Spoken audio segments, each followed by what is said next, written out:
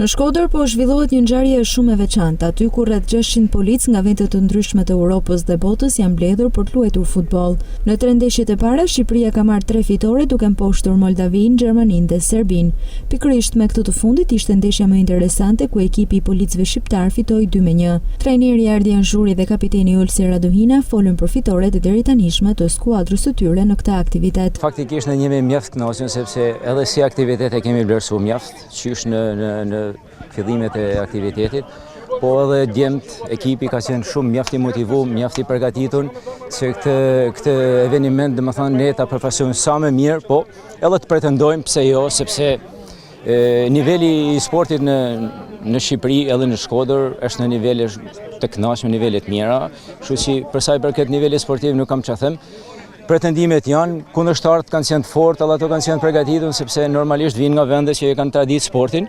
Ndeshja me Serbinë ishte me të vërtetë e vështirë sepse edhe Serbia luajti, ne pam edhe ndeshjen tjetër që luajti më përpara, nuk e kishte të rritëm lojët, luajten shumë fort, por ishte kjo domethënë që ne triumfuam sepse ekipi ishte domethënë me skemen më të mirë që përdorin në këtë aktivitet. Me thënë drejtën jena shumë gëzuar, jena përgatitur shumë, si moralisht ashtu edhe fizikisht. Besoj se edhe mundi po na shpërblet.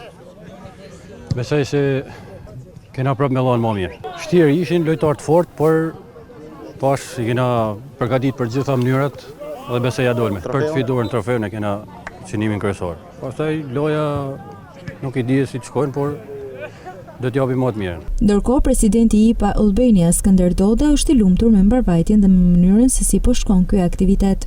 Jam shumë i lumtur, nëse ka lumturi sot, domethënë qysh dje edhe sot jam shumë i lumtur që ne kemi zhvilluar një aktivitet të përmasave ndërkombëtare. Shkodra është e para në shumë aktivitete të kësaj natyre.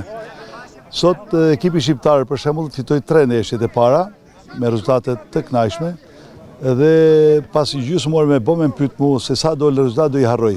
Por nuk do harroj shpirtin luftarak të punojësve të policisë, të cilët luajtën në gjitha palët, disiplinën, etikën në lojë dhe kemi dhënë një model shumë të mirë edhe për sportistët profesionistë. Kampionati i policëve është një tjetër risi që qyteti i Shkodrës ofron, sepse siç dihet vitin e kaluar u zhvillua edhe kampionati evropian i priftërinjve.